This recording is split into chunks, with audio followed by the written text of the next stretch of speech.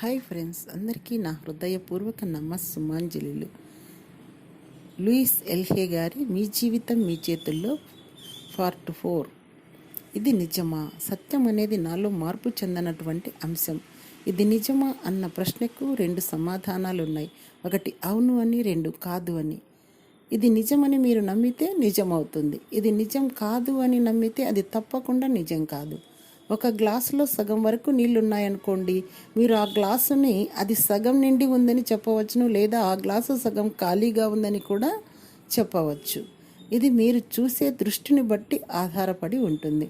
నిజానికి మనం ఎంపిక చేసుకోవడానికి కోటానుకోట్ల ఆలోచనలున్నాయి. మనలో చాలామంది మన తల్లిదండ్రులు ఆలోచించినట్లుగానే ఆలోచించవలెనని ఎంపిక చేసుకుంటారు. ఆ ఆలోచన విధానంలోనే మనము కొనసాగవలసిన అవసరం లేదు. ఒకే రకంగా ఆలోచించవలెనని ఇక్కడెవరూ వ్రాసిపెట్టి లేరు. నేను ఏది నమ్మడానికి ఎంపిక చేసుకుంటానో అదే నా పట్ల వాస్తవమవుతుంది. మీరు ఏదైతే నమ్మడానికి ఎంచుకుంటారో అదే మీ పట్ల వాస్తవమవుతుంది. మన ఆలోచన విధానాలు పూర్తి భిన్నంగా ఉండవచ్చు. మన జీవితాలు మన జీవిత అనుభవాలు కూడా పూర్తిగా విభిన్నంగా ఉంటాయి. మీ ఆలోచనలను పరిశీలించండి. మనం ఏదైతే నమ్ముతామో అదే మన పట్ల వాస్తవం అవుతుంది. ఒకవేళ మీరు హఠాత్తుగా ఆర్థికంగా చితికిపోయారంటే క్రింది వాటిలో ఏదో ఒకటి కారణమై ఉంటుంది.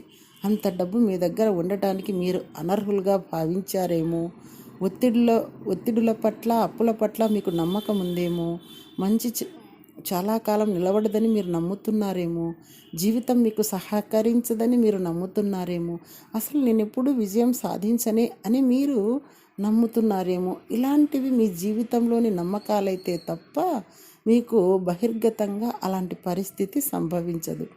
సంబంధ బాంధవ్యాలలో మీరు ఎవరినైనా ఆకర్షించడానికి విఫలమైతే నన్నెవరూ ప్రేమింపరు, నేను ప్రేమింపబడడానికి అనర్హుడను, అందరూ నా హృదయాన్ని గాయపరుస్తారు, మరి మా అమ్మపై అధికారం చెలాయించబడ్డట్టు నాకు జరుగుతుందేమోనన్న నమ్మకం, ఇలాంటివే మీ అంతర్గత నమ్మకాలై ఉంటాయి.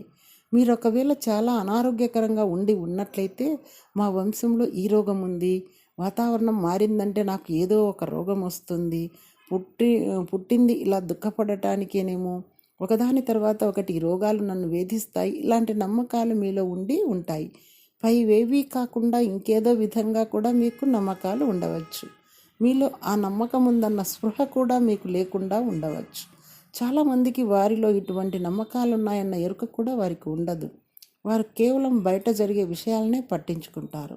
మీ అంతరంగపు ఆలోచన విధానాలకు, మీ బహిర్గత జీవిత అనుభవాలకు గల అవినాభావ సంబంధమును వేరెవరైనా చూపించేంత వరకు మీకు మీ జీవితంలో ఒక బలి పశువుగానే మిగిలిపోతారు. మీరు మీ జీవితంలో ఒక బలి పశువుగానే మిగిలిపోతారు. ఏ సమస్య ఏ నమ్మకంలోంచి పుట్టుకొస్తుందో క్రింది పట్టిక తెలియజేస్తుంది. సమస్య నమ్మకం. ఆర్థికంగా చాలా దెబ్బతినడం, డబ్బును కలిగి ఉండడానికి నేను అనర్హుడిని అనే నమ్మకం. స్నేహితులు లేకపోవడానికి కారణం నన్నెవరూ ప్రేమింపరు, చేసే వృత్తిలో సమస్యలు, నేను బాగా లేను, ఎప్పుడు ఇతరులను మెప్పిస్తూ ఉండడం, నా దారిలో ఎవరు రారు. ఇలా మన నమ్మకాలే మన సమస్యలకు కారణాలవుతాయి. అలాగా సమస్య ఏదైనా ఒకానొక ఆలోచన విధానంలోంచే ఉత్పన్నమవుతుంది. మనం మన ఆలోచన విధానాలను మార్చుకొనవచ్చు.